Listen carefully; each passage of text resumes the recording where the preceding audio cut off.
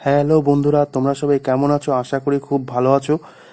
আমিও খুব ভালো আছি। তো আজকে নিয়ে এলাম একটি নতুন ভিডিও। আজকে আমি তোমাদের সামনে দেখাবো বর্ধমান 108 শিব মন্দির।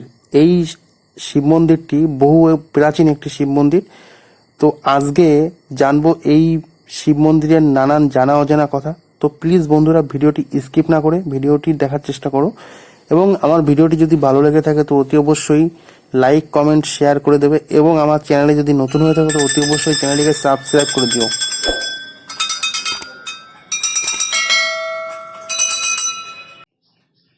আমি এই মুহূর্তে দাঁড়িয়ে আছি বর্ধমান 108 শিব মন্দিরের মেন গেটের সামনে।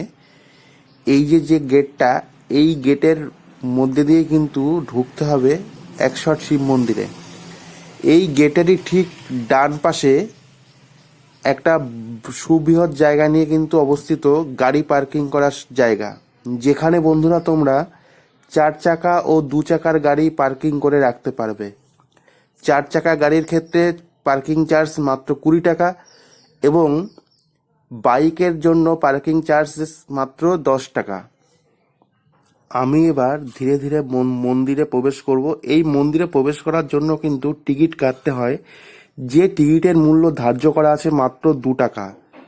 এই টিকিট কাউন্টার থেকে বন্ধুরা তোমরা টিকিট কেটে তোমরা কিন্তু মন্দিরে ঢুকতে পারবে, মাত্র 2 টাকার টিকিট মূল্য। এবার আমি ধীরে ধীরে মন্দিরের মধ্যে প্রবেশ করছি। এই মন্দিরের মধ্যে প্রবেশ করতেই দেখা গেল ডান দিকে পরপর দুটি শিব মন্দির, এবং এই প্রথম মন্দিরটি কিনা আদি বা মূল মন্দির, যেখানে কিন্তু পূজা অর্চনা হয়। এবং বন্ধুরা, এই মন্দিরে ঢুকে তোমরা কি কি সুবিধা পাবে সেগুলো কিন্তু এখানে উল্লেখ করা আছে, এবং তোমাদের যদি কোনো অভিযোগ বা মতামত থাকে সেক্ষেত্রে তোমরা অভিযোগ দাখিল করতে পারো উক্ত ফোন নাম্বারে। পশ্চিমবঙ্গের মহানগর ও একটি প্রাচীন শহর হলো বর্ধমান। একদা মনান্দর ও প্রাকৃতিক দুর্যোগের কারণে জনশূন্য হয়ে পড়ে বর্ধমানের নবাবহাট চত্বর। ঠিক তখন মহারাজা তিলকচাঁদের বিধবা স্ত্রী মহারানী বিষ্ণুকুমারী দেবীর দৈব অনুগ্রহে দুর্যোগ ও সমস্ত বিপর্যয় অতিক্রমের পরে 1788 সালে এই 108 শিব মন্দির প্রতিষ্ঠাতা করেন। ঠিক এই সময় মহারাজা ধীরাজ তেকচাঁদ দেবাদিদেব মহারাজের দাক্ষিণ্যে স্বমহিমায় প্রতিষ্ঠাতা হয়। এই মন্দিরে জপমালার 108টি ফুলের মতো 108টি স্থাপত্য গেঁথে তৈরি হয় এই সুবৃহৎ 108 শিব মন্দির, যা কিনা একটি প্রাচীন শিল্পকলার শ্রেষ্ঠ নিদর্শন।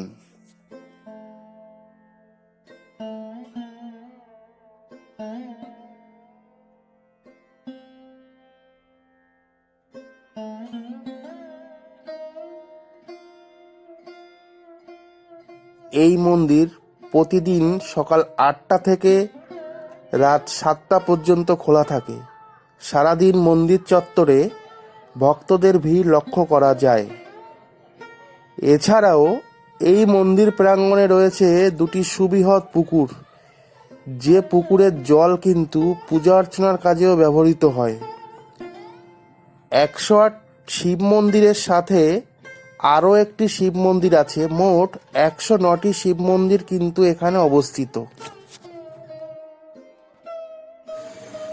8 চালা বিশিষ্ট আয়তকার এই শিব মন্দিরের প্রতিটি মন্দিরেই কিন্তু রয়েছে উত্তরমুখী শিবলিঙ্গ, এবং প্রতিটি মন্দিরেই কিন্তু বাবার আলাদা আলাদা নাম উল্লেখ আছে।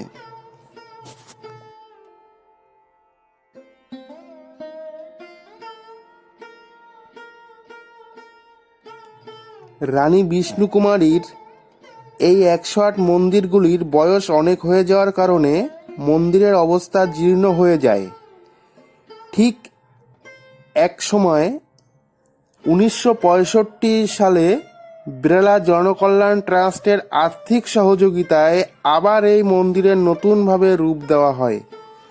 1974 সালে বর্ধমানের মহারাজা ধীরাজ উদয়চাঁদ মাহাতো গঠিত আর্চি পরিষদ বর্তমানের এই মন্দির চালনার দায়িত্ব রয়েছে।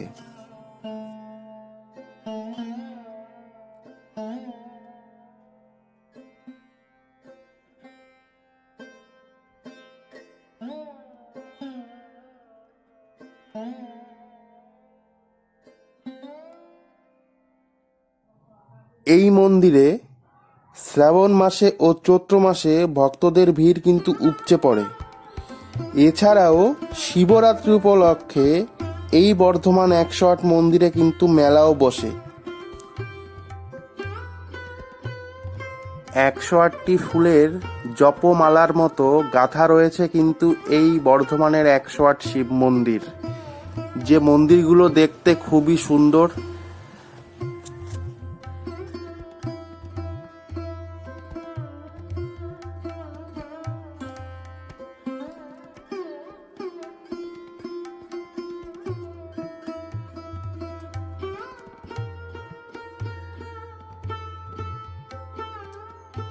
এই মন্দিরে বন্ধুরা তোমরা নিজেদের ইচ্ছা মতো, নিজেদের সাধ্য মতো ডালা কিনে তোমরা পুজো দিতে পারো।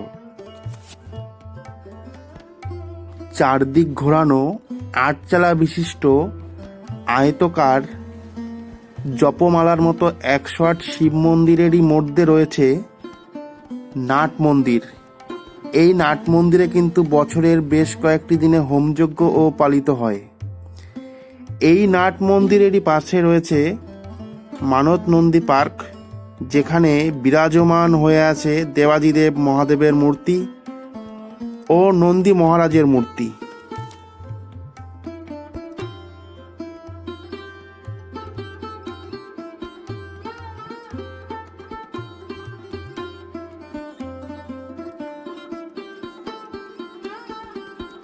এই 108 শিব মন্দিরেরই পাশে রয়েছে মনস্কামনা বৃক্ষ।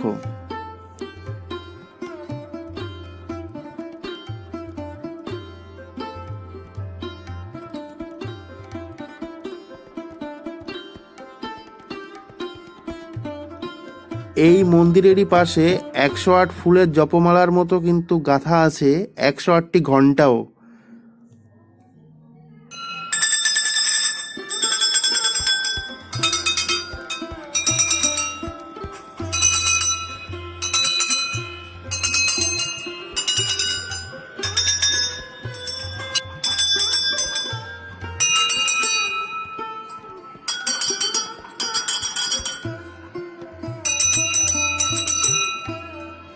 বন্ধুরা, আমার এই ভিডিওটি দেখার পরে তোমাদের কি ইচ্ছা করছে এই বর্ধমান 108 শিব মন্দিরে আসার? তো অবশ্যই তোমরা আসতে পারো। সেক্ষেত্রে আমি একটু পথ নির্দেশটা বলে দিই। যে সকল বন্ধুরা তোমরা শিয়ালদা থেকে আসতে চাও, শিয়ালদাও থেকে তোমরা সকালবেলা 7:20 শিয়ালদা মাতারা এক্সপ্রেসে আসতে পারো, অথবা 10:15 শিয়ালদা বর্ধমান লোকালেও কিন্তু তোমরা আসতে পারো। এই লোকালে এসে বর্ধমান স্টেশনে নামবে এবং বর্ধমান স্টেশনের 1 নাম্বার প্ল্যাটফর্মের পিছন থেকে যে টোটো স্ট্যান্ড আছে সেই টোটোতে করে অতি সহজেই কিন্তু তোমরা পৌঁছে যেতে পারবে বর্ধমান 108 শিব মন্দির। বর্ধমান থেকে এই 108 শিব মন্দিরের দূরত্ব মাত্র 3 কিলোমিটার, এবং এই 3 কিলোমিটার যাওয়ার জন্য খরচা হবে কিন্তু মাত্র 20 টাকা। এবং যে সকল বন্ধুরা তোমরা হাওড়ার দিক থেকে আসতে চাও, হাওড়া থেকে বর্ধমান কর্ড লাইন বা মেন লাইনের যে কোনো লোকাল ট্রেন বা যে কোনো এক্সপ্রেস ট্রেন যেগুলো কিনা বর্ধমানে স্টপেজ আছে, ওই ট্রেনে করে তোমরা অতি অবশ্যই আসতে পারো এই 108 শিব মন্দির দর্শন করার জন্য। আমি নিচে কিছু ট্রেনের নাম এবং ট্রেনের সময়সূচি আমি দিয়ে দেব, এবং তোমরা আসার আগে একটু ভালো করে কোয়ারি করে নেবে।